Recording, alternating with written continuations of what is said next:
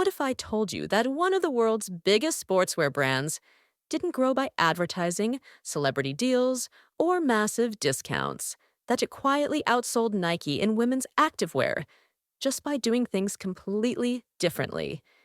This is the story of Lululemon, a brand that turned yoga pants into identity and built a global empire without playing by the usual rules. Lululemon didn't start in a boardroom. It started in a yoga studio in Vancouver, Canada. The founder, Chip Wilson, noticed something simple. Traditional workout clothes weren't made for the flow and stretch of yoga. They were stiff, heavy, masculine. So he made something better: stretchy, flattering, technical pants designed specifically for women doing yoga. The product sold out. The studio became a retail store. And from that moment, a new kind of sportswear was born. Not performance wear, but mindful, body-aware lifestyle gear. While Nike ran global campaigns, Lululemon did something radical. They did nothing. No TV, no magazines, no influencers. Instead, they gave free clothes to local yoga instructors, held in-store yoga classes, created spaces that felt like studios, not shops. It didn't feel like marketing. It felt like community. And that authenticity turned customers into fans, and fans into evangelists. Lululemon never discounted. They never overproduced. They never begged you to buy. Instead, they created scarcity, limited drops, seasonal designs, and if you didn't act fast, it was gone. This wasn't just activewear anymore. It was a symbol of status, of access, of belonging. And in a sea of loud logos and mass production, Lululemon stood out by being quiet.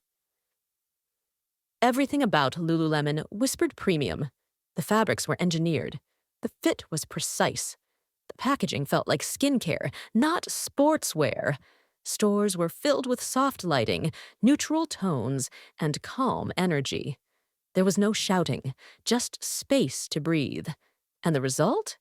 You didn't feel like you were buying leggings. You felt like you were buying self-respect.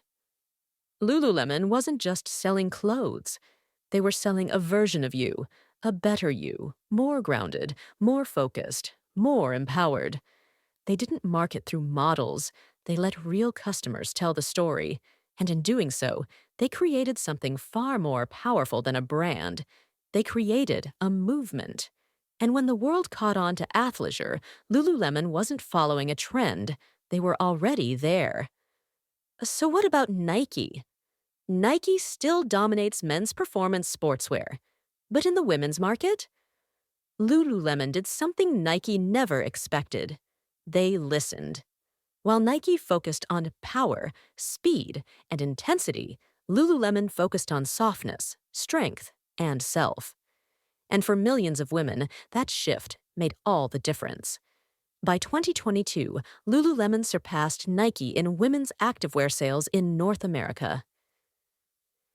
This isn't just a business story. It's a lesson in focus. Focus on community, on identity, on quality, on doing less, better.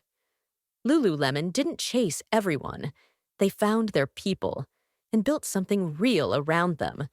So next time you're building something, ask yourself, do you want to be loud like Nike or quietly unstoppable like Lululemon?